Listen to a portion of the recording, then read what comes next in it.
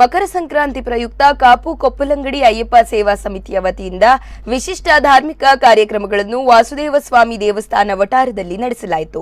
ಶಿಬಿರದ ಗುರುಸ್ವಾಮಿ ಅನಿಲ್ ಸ್ವಾಮಿ ನೇತೃತ್ವದಲ್ಲಿ ಪೂಜಾ ವಿಧಿವಿಧಾನಗಳು ನೆರವೇರಿತು. ಈ ಸಂದರ್ಭ ಅಯ್ಯಪ್ಪ ಸೇವಾ ಸಮಾಜಂ ಕಾಪು ಘಟಕದ ಕಾರ್ಯದರ್ಶಿ ದಿವಾಕರ್ ಶೆಟ್ಟಿ ಮಾತನಾಡಿ, ಈ ಬಾರಿ ಕೊರೋನಾ ಹಿನ್ನೆಲೆಯಲ್ಲಿ ಶಬರಿಮಲೆ ಯಾತ್ರೆ ಕೈಬಿಟ್ಟು ಅಯ್ಯಪ್ಪ ಭಕ್ತರು ಮಾಲೆ ಧರಿಸದೆ ತಮ್ಮ ತಮ್ಮ ಪ್ರದೇಶಗಳಲ್ಲಿ ವ್ರತದಲ್ಲಿದ್ದು ಮನೆ ಮಂದಿರಗಳಲ್ಲಿ ಅಯ್ಯಪ್ಪನ ಪೂಜೆ ಮಾಡುತ್ತಿದ್ದಾರೆ.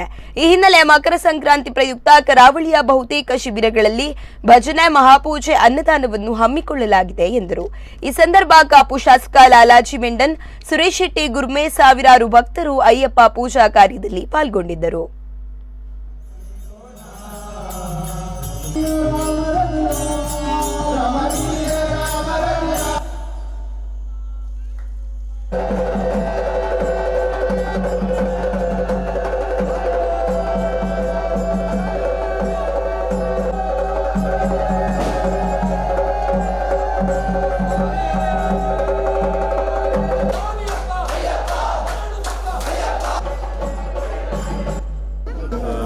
ಈ ಬಾರಿ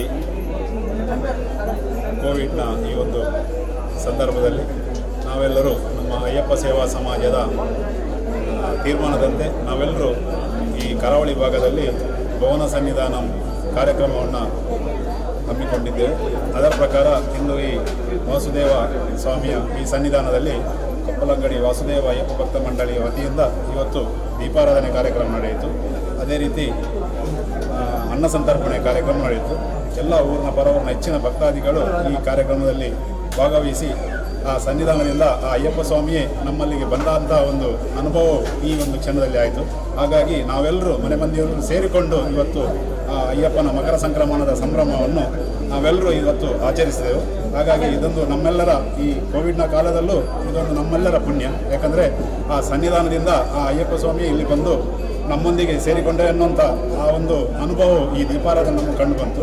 ಹಾಗಾಗಿ ಇದು ಒಂದು ಉತ್ತಮ ರೀತಿಯಲ್ಲಿ ನಾವೆಲ್ಲರೂ ಭಕ್ತಾದಿಗಳು ಸೇರಿಕೊಂಡು ಈ ಕಾರ್ಯಕ್ರಮವನ್ನು ಯಶಸ್ವಿಯಾಗಿ ಹಮ್ಮಿಕೊಂಡಿದ್ದೇವೆ.